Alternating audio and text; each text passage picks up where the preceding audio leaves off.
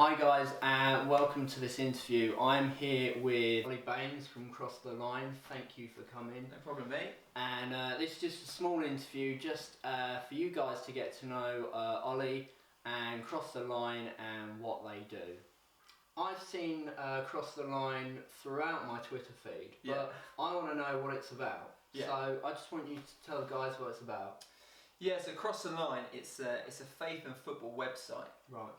That we started in December 2014, and the website is www.xline.co.uk. If any of you want to go and check it out, I'll put that in the description down below. Fantastic. And basically, all we do is we write football articles. The generic ones, transfer news, but also what makes us different is that we provide faith and football articles, where we write football articles and relate that back to the Christian faith and the Christian ethos, and give our viewers an insight into how we take on that piece of news. So for example, it could be Raheem Sterling, he's just joined Manchester City for £49 million. There's a big hoo-ha about how much money people have spent, what are the motives behind his move. And actually we take that article and we flip it and we say, actually, don't look at what the world looks at, let's look at what God says and in the Bible, and how he looks at money, and how we shouldn't strive for money, but we should strive for God. Yeah, that's kind of what we're about, taking articles but flipping them and putting like a Christian ethos into it. So we've got a couple of questions, well I've got a couple of questions I want to ask you. So when did you start playing football and how did you get into it? I guess I started playing football probably from like the age of 5 or 6, to be honest. It was a really young age. My mum and my dad both work during the day, so I go to my granddad's after school. Right. And from a young age, I just remember going around here with the ball, just kicking it around. And it was something that I just absolutely loved, and I shared that passion that my granddad had for football and for Norwich City. So just from a young age, really, and that passion just grew, and I fell in love with the game, and I think there's something so special about it. And it's a global language, football, and so many people can relate to it, and that's why it's so brilliant for Cross the Line as well, because already we're meeting people where they are, that mutual background of their love for football. So for me, I played from a young age, so I can understand where people come from who love football. So Cross the Line are almost halfway there, they've just got to do the other half. Absolutely, yeah. So we meet people where they are. People who are interested in football can come to our website, but we offer that, like you say, that other half, that faith element to the website, You play football? Yeah. What team do you support, and what teams have you played for? Okay, well, first of all, like I said, I'm a Norwich City fan, and that's purely because my mum's side of the family are all from Norwich, all from Norfolk. Right. And growing up, my granddad, he was a massive advocate of theirs, and it just kind of been, I don't know, just pushed into me, and that was the first team I wanted to see play. I just fell in love with the club, and it's a fantastic family club. So, absolutely love Norwich City, and yes, that's who I support. What teams have I played for? So in my youth, I played for my local team, Frinton and Walton. Right. That was a really nice time for me, just to play at a young age. No worries, just playing football on a Sunday morning. But as a Christian, there was a bit of a problem for me, obviously, with church on a Sunday. Yeah. So I kind of came to this point in my life where it was a choice between football and God, and praying about it. It was such a difficult decision because anyone who knows me knows how much I love football, and it was a massive challenge for me to choose between the two. And what happened was I left my club purely just to choose football after one of my youth leaders said, Ollie, you need to make a decision here, because what's more important, your football, your faith. Yeah. And God really spoke to me, and I really believe that my faith was more important.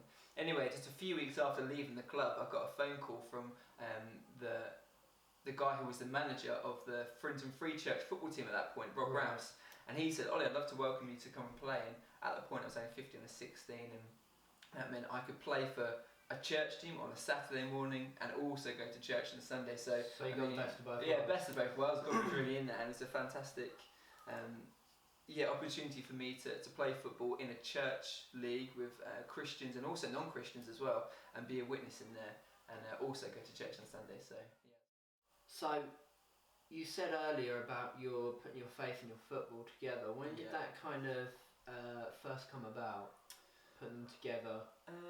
I think from an early age, in terms of actually playing the game. when I made that decision to leave Frinton and join the Free Church team. So about 15, 16. I mean, in terms of writing, I think it was in my third year of university, I met a guy called Liam, who's now the other co-founder of Cross the Line. Right. And we joked about this idea that we could one day set up like a faith and football website that would go global, and that we'd have a magazine, and all these ideas that kind of were in our heads. And it was just an idea. We laughed it off. And then after I left university, the idea was to go into PE teaching, but got different plans, and it so worked out that I went into to sports writing. Right. And whilst I was in there, I was kind of thinking, actually, how can I use this gift of sports writing for God and for His glory? And that's when I had this idea, and me and Liam had the same idea of actually we can do this. We can write, and we can share the gospel, and put these together, and put the love for faith and football together, and make something. Cross the Line was born from that point on, really. Brilliant. So since you've been with Cross the Line, what opportunities have you been able to, or have you had? Yeah, so I think when you start something, you have your own sort of expectations to how it will go. Yeah. So for an example, when me and Liam sat down, once Cross the Line was it started for a few months, we said, what are the realistic expectations that we should set for Cross the Line? Because I think it's always good to set goals and trying to attain and obviously beat them. And one of the things we said was we'd love to, by the end of the first year, have 350,000 views. That was one of the targets we set. And I think, 2 months later, we're on 3.5 million views, so we've blown that one out the water. And part of that reason is because we've been enrolled on something called News Now. Right. And for those who are like sports journalists or have an interest in writing, you'll know what News Now is. And for those who don't, it's an online hub for global news, and that can cover sport, religion, literature, music, absolutely anything and everything. Oh wow! And so we've been enrolled onto the football news. So every time we produce an article, it goes to News Now, and it shares it to thousands and thousands of people. I think another achievement we've found is that. One of our articles that we wrote on Falcao, who now plays for Man United, who's a Christian. Yeah. We wrote an article on him about his love for God, and that reached the #1 of articles in the whole of News Now. No way. It had something like 70,000 views, but our best ever article had 250,000 views in 24 hours. So wow. Yeah, it's pretty cool. Other things that we've achieved, we've been asked to write for like a faith newspaper. Okay. And that's kind of in its early stage at the moment, so nothing concrete yet.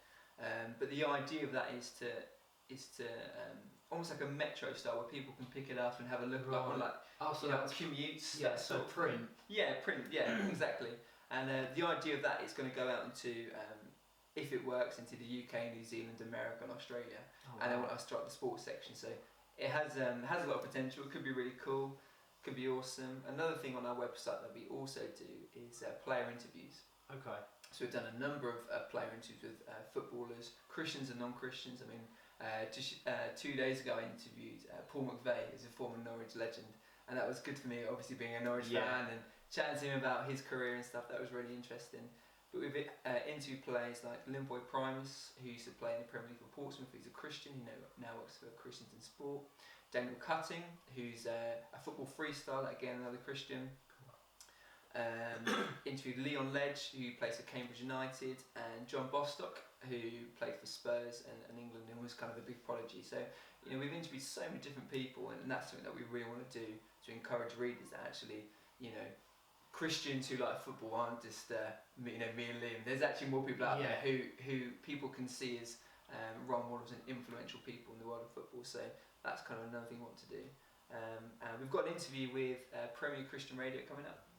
Oh right, yeah, I've worked with them. Yeah, in London. So me and Liam will go down there in August for an interview. So that's going to be awesome, and kind of spread the word there. So lots of things happening, lots of exciting stuff. We've got new T-shirts, which is cool. Yeah.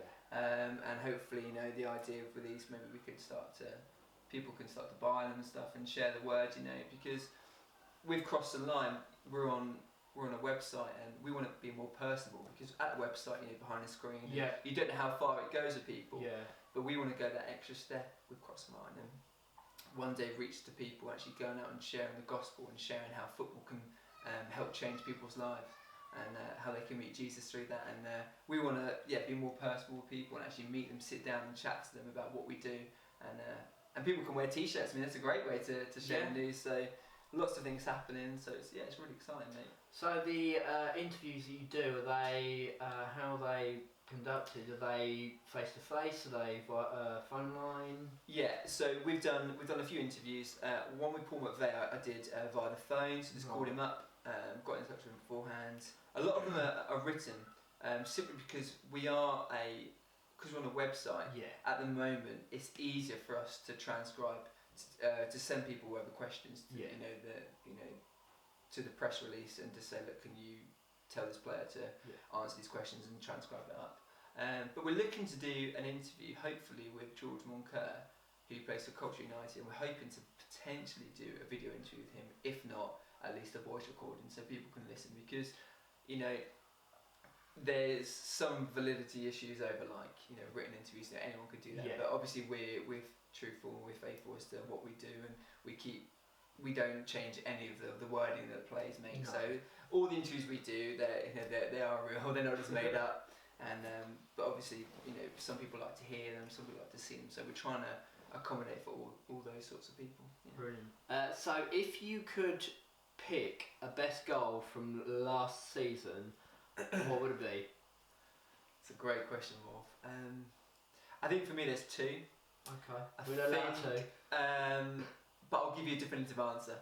Okay, so one contender would be Charlie Adam for Stoke against Chelsea. I think he was in his own half, and he just had this tremendous backlift that was so quick. It wasn't even a long one, and he just hit this ball 60, 70 yards, pinged it over Thibaut Courtois, who's one of the best keepers in the whole of the Premier League, at Stamford Bridge, and it was just a piece of absolute class. So that was one that stuck in my mind. But for me, I'm gonna go with a Norwich one, simply because one, it's Norwich, and two, won Championship Goal of the Year, and that was Russell Martin, the Norwich captain, against Brighton, where the corner came in, it was headed out, and Russell Martin, who's a centre back, not normally known for their goals, and he's just hit it so perfectly on the half volley. It's gone top corner. I remember seeing that and it's going absolutely crazy in my living room. So yeah, it definitely sticks in, and part of the season where we went up to the Premier League, so it's good. It has to be in there. Yeah. It's all worth it in the end. Absolutely, mate. So I asked a couple of you via social media on Twitter with the hashtag AskOllieCTL. Unfortunately, it didn't get that much of a response, but we did get one response. Sorry, it's pretty my fault. And it was from Samantha Zoe Knott, and she asks,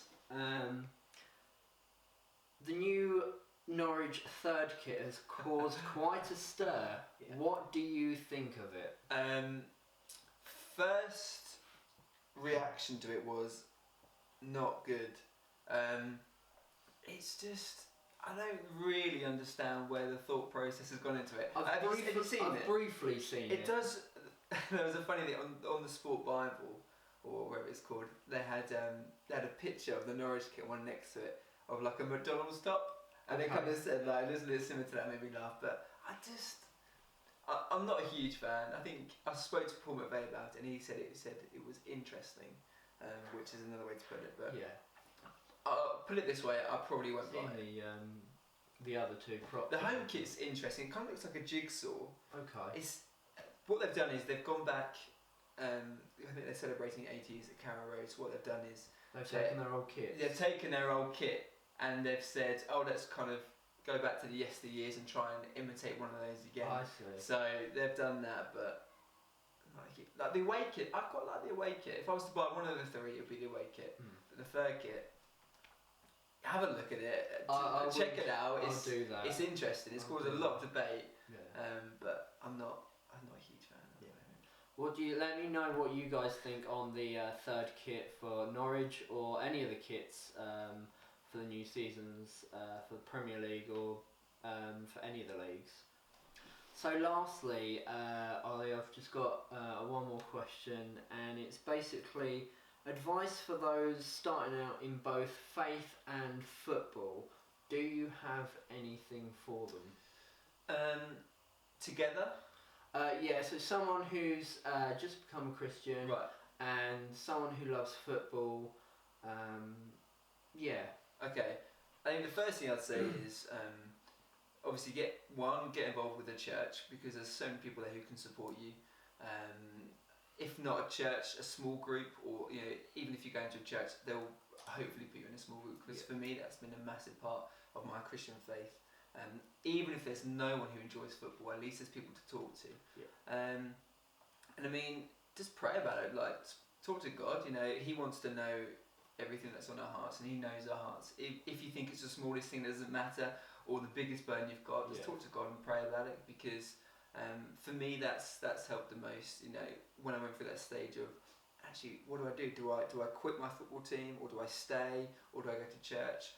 I wouldn't have come to that decision if it wasn't for God and praying about that and kind of meditating on that decision. So definitely praying about it. That's the most important thing you can do. And God loves us so much that He wants the best for us, and I'm sure He'll bless the things that we want, because He wants the best for us. He wants us to do well. And the thing for me is, I want to share my gifts and talents for Him. I want to do Cross the Line because yes, I love it. Yes, I love writing. I love football. But I love Jesus more, and I want to do it for Him. So make sure your heart's right and your heart's in it. So there's that verse that says, I can do all things through Christ who strengthens me. And that's been such encouragement for me, because I know that without God I can do nothing. So yeah, I mean, if there's people out there who are interested in doing both and putting them together and just starting out, I'd say find a church or find a home group, a house group. But most of all, pray about it, because God will bless it, and He wants the best for us. He knows what's the best for us. He knows our hearts. And I think praying about it is the most important thing you can do, because God wants to take what we enjoy, and He wants to give us the best. So yeah, definitely. Well, Ollie, thank you so much for your time. I know it's precious. And we hope that Cross the Line crosses that line. Yeah, definitely. And you just go up and up. Yeah, definitely. And it's been brilliant to talk to you. Thanks for having me, mate. I really appreciate it. It's been great to share. Where can people go to view all your stuff? Do you have a personal one, personal profile, or? Yeah, so if you're interested in checking out Cross the Line, you can go on our website, which is www.xtheline.co.uk. Or you can follow us on Facebook, on Twitter. On Facebook, we're just Cross the Line. Yeah.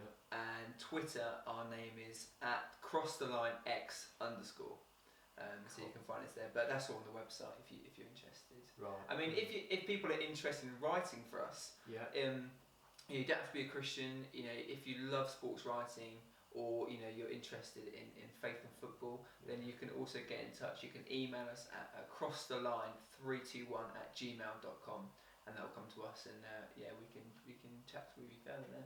Cool, brilliant. Thank you very much. Thanks, mate. Take care. Cheers. Bye. So guys, if you'd like to check out Cross the Line, click the eye in the sky. You'll know where that is, and it will give you some more information. Also down in the description you'll have all the links to Cross the Line, and I hope you enjoy this, and we'll see you next time.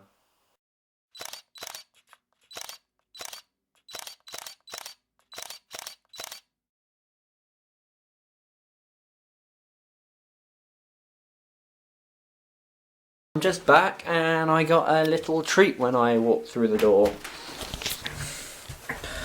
That's right, I'm gonna go see Don Broco in Colchester. So if any of you guys